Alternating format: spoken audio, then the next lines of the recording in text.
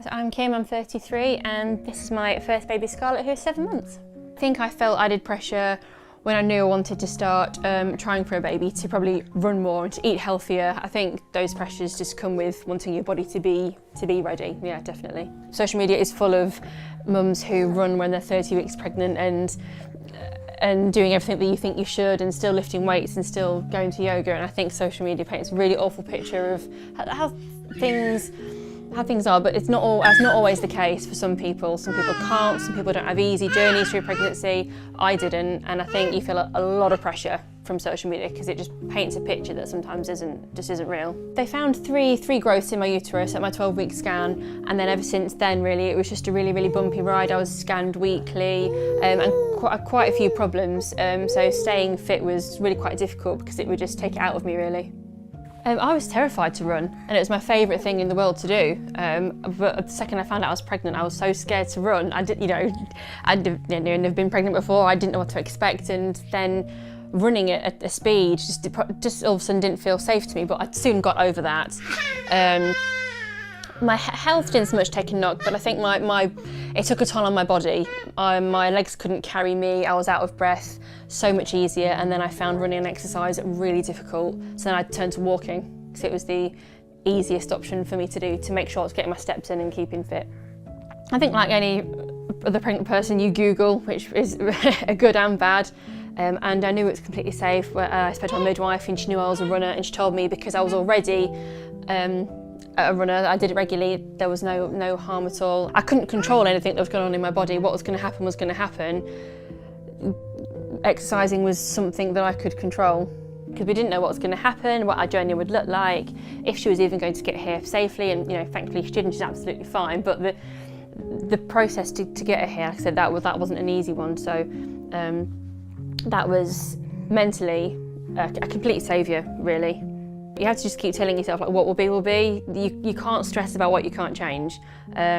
People only post the snippets of not the happy times, but the good bits, and it's hard. And I think that the pressure of becoming a new mum, everybody has an opinion of what you should and shouldn't do, and there's 10 brands of everything. You can do this, you can do that, and everybody puts in their 2 pence worth. And I think it's a very overwhelming time, and sometimes you don't know which way to look or what to do first. And fresh air, getting outside, and just, again, like I said, having a bit of headspace, just to take time to just breathe away from everything, definitely helped.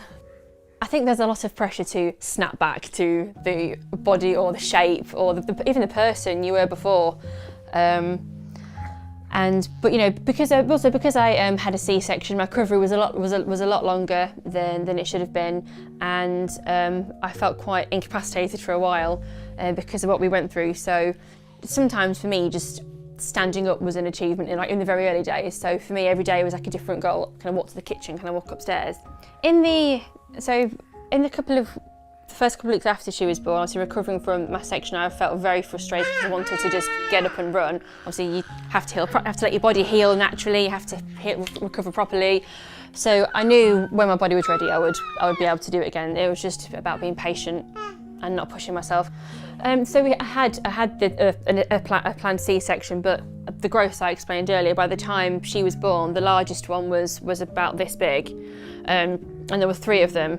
I lost quite a lot of blood, so the recovery was really quite tough. I felt like I'd been hit by a train like 2 or 3 times over, but I'm really quite fortunate. I've recovered really well, but yeah, very early on, sometimes I thought I'd never run again, and that just broke me, but I knew I had to just be patient and let my body heal, however long it took. But even at work, I'd just make countless cups of tea, walk upstairs, talk to my colleagues. I just knew I wanted to keep moving, because I knew it would be very likely having a section because of all the problems we had all the way through the pregnancy. I was told that quite early on, that she would have to be a section. So I knew I wanted to keep moving, keep walking, and I do think that really did me the world of good, because I recovered so well.